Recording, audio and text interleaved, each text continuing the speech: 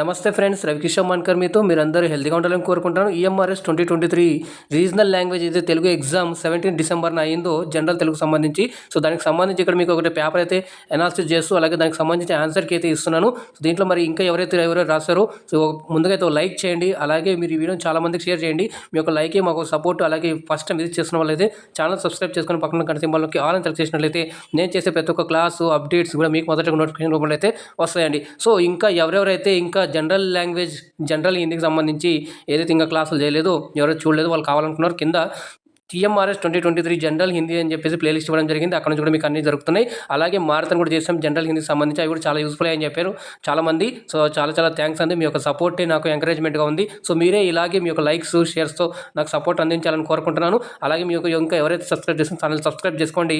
అలాగే ఇక్కడ ఏంటంటే ఇప్పుడు మనం ఇక్కడ పూర్తిగా అయితే చేయబోతున్నామండి. సో ఇంకా మీరు ఏం కావాలి ఏం లేదు మీ డౌట్స్ ఏమైనా కింద కామెంట్ సెక్షన్లో కామెంట్ చేయండి, దానికి తప్పకుండా రిప్లై ఇస్తాను. సో లేట్ చేయకుండా అయితే ఇప్పుడు మనం చూద్దాం. చూడండి పేపర్ అయితే ఇలా వచ్చింది మనకి. సో ఇందులో మనం చూసుకున్నట్లయితే ఇక్కడ ఫస్ట్ చూడండి, కింది వాక్యంలోని ఖాళీని సరైన విభక్తితో పూరించండి. సో నేను చేస్తుంటే యాక్చువల్గా మామూలుగా అక్కడ విభక్తులు కాకుండా వాళ్ళు సిలబస్ అయితే ఇవ్వడం జరిగింది. ఏంటంటే యాంటోనిమ్స్, సిరోనిమ్స్, వన్ వర్డ్ ఇలా అని చెప్పేసి ఇవ్వడం జరిగింది. కానీ ఇప్పుడైతే ఒక ఐడియా వచ్చింది మనకు ఎలా ఉండబోతుంది ఏం అనేది. సో ఇంకా తెలుగు క్లాస్ కోసం అయితే ఇంకెవరు కావాలంటారో వాళ్ళ కింద కామెంట్ చేయండి. అలాగే మీకు ఎన్ని మార్క్స్ వస్తున్నాయి కూడా కామెంట్ చేయండి. ఇక్కడ ఒక రిక్వెస్ట్ అండి, మీకు ఎగ్జామ్ రాసిన తర్వాత మీ యొక్క పేపర్ ఏదైతే ఉంటుందో మీరు టెలిగ్రామ్ ఛానల్ కూడా పంపొచ్చు. నా టెలిగ్రామ్ ఛానల్ లింక్ కింద డిస్క్రిప్షన్ బాక్స్లో ఇవ్వడం జరిగింది. అలాగే మీరు ఫేస్బుక్ కూడా ఫాలో చేయడానికి సంబంధించిన లింక్స్ అయితే కింద డిస్క్రిప్షన్ బాక్స్లో అయితే ఇవ్వడం జరిగింది. ఇంకా మీ యొక్క రిక్వెస్ట్ ఏమైనా కూడా కింద కామెంట్ చేయండి. నాకు సహాయం అంతా నేను సాయం చేయడానికి అయితే రెడీ. మీరు కూడా ఉన్నారైతే మీరు తప్పకుండా అయితే ఇంకొకరు కూడా షేర్ చేయండి. సో ఇక మనం చూసుకుందాం. కలశము డాష్ నీరు కలదు డాష్ వలన, కలశం వలన నందు యొక్క చేత అని ఉంది కాబట్టి మన యొక్క ఆప్షన్ వచ్చేసి 2 అండి. ఏంది నందు అని చెప్పేసి. ఇక 112వ క్వశ్చన్ చూసుకున్నట్లయితే సరైన పదాన్ని గుర్తించండి అంటే మనకు ఆన్సర్ వచ్చేసి ఉపాధ్యాయుడు. నెక్స్ట్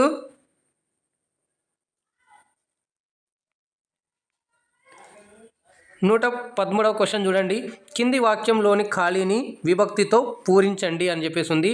చూడండి, జనకుండు రాముని డాష్ కన్యనిచ్చెను రాముని కొరకు అని చెప్పేసి మనకు ఆన్సర్ ఇదండి.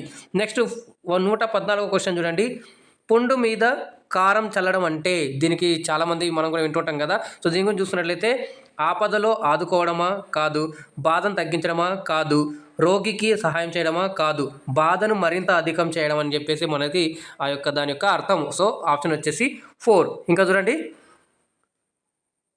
115వ క్వశ్చన్, కింది వాణిలో సామెతను గుర్తించండి. ఇక్కడ కొన్ని ఇచ్చారు లైన్స్, ఇందులో సామెత ఏందో గుర్తించమంటున్నారు. 115వ క్వశ్చన్ చూడండి, కింది వాణిలో సామెతను గుర్తించండి. ఒకటో చూస్తుంది, మన దీపమని ముద్దులాడితే మూతి కాలక మానుతుందా. రెండవది చూసుకుంటే సత్యమే పలుకుము. మూడవది చూసుకుంటే తోకలేని పిట్ట 90 ఆమడలు పోయింది. నాలుగవది చూసి అంది వేసిన చెయ్యి. సో అంది వేసిన చెయ్యి ఏంటంటే మనకు జాతీయం, ఇది జాతీయం కాబట్టి మనకి ఇది కాదు. సో మనకు ఆప్షన్ వచ్చేసి 1.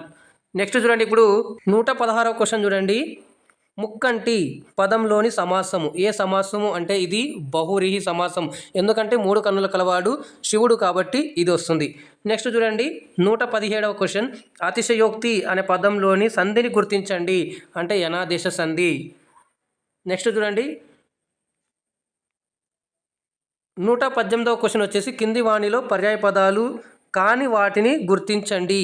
శత్రు, ఆర్యవైర్య, శ్రీ, కొమ్మబంతియ, అర్ధరాత్రి, ఉషస్ ఇదా లేకుంటే నభము, నింగి, మిన్న ఇదా. అయితే మనకు ఆప్షన్ వచ్చేసి 3.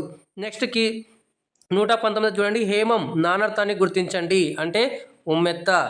నెక్స్ట్ చూడండి కింద 120 అనుమతి పదానికి వ్యతిరేక పదాన్ని గుర్తించండి. చూసుకున్నట్లయితే మనకు నిషేధం, అనుమతినివ్వండి, నిషేధించండి అని చెప్పేసి కదా. సో ఇది మీకు ఎలా అనిపించింది, మీకు హెల్ప్ అయిందని అనుకుంటున్నాను. మీకు ఎన్నో వచ్చాయి కింద కామెంట్ చేయండి. అలాగే మీ యొక్క ఈ వీడియో చాలామందికి లైక్ చేయండి. అలాగే మీరు కూడా ఈ వీడియో షేర్ చేయండి చాలామందికి. అలాగే కొత్తగా విజిట్ చేసినట్లయితే ఛానల్ సబ్స్క్రైబ్ చేసుకొని పక్కన గంట సింబల్లోకి ఆల్ అని సెలెక్ట్ చేసినట్లయితే నేను చేసే ప్రతి ఒక్క క్లాసు అప్డేట్స్ మీకు మొదటగా నోటిఫికేషన్ రూపంలో వస్తాయి. సో మన ట్యాగ్లైన్ ఉందండి, move forward with positive vibrations. So మనం సమస్యలను చూసి పారిపోకుండా దాన్ని ఎదుర్కొన్నట్లయితే మనం ఏదో ఒక రోజు తప్పకుండా విజయాన్ని సాధిస్తాము. సో మీరు నన్ను టెలిగ్రామ్, ఫేస్బుక్లో ఫాలో అవచ్చు. దానికి సంబంధించిన కింద లింక్స్ అయితే ఇవ్వడం జరిగింది. మీ యొక్క క్వశ్చన్ పేపర్ని నాకు టెలిగ్రామ్లో పోస్ట్ చేసినట్లయితే నేను అక్కడ నుంచి మీకైతే ఎనాలిసిస్ చేసి మీకైతే ఇస్తాను. ఒక రకంగా చూసుకున్నట్లయితే ఈ పేపర్ మనకు చాలా ఈజీగానే వచ్చింది. సో చాలా సులువుగా చేసేస్తుంటారు. మీకు అందరికీ కూడా మంచి మార్కులు వచ్చినాయని అనుకుంటున్నాను నేను. సో ఇంకా ఏమైనా కావాలనుకుంటే కింద రిక్వెస్ట్ చేయండి. నేను కుదిరితే కూడా నేను మీకైతే అందించడానికి సాయశక్తుల ప్రయత్నిస్తాను. అలాగే మీరు నన్ను క్లాసెస్ రెగ్యులర్గా ఫాలో అవుతూ ఉండండి. మీకు రెగ్యులర్గానే క్లాసెస్ వస్తూ ఉంటాయి. ఇకపోతే మనం చివరిగా చెప్పేది ఏంటంటే మీరు సురక్షితంగా ఉండండి, జాగ్రత్తగా ఉండండి. మళ్ళీ కలుద్దాం మరొక వీడియోలో. అందాక ధన్యవాదాలు. జై హింద్.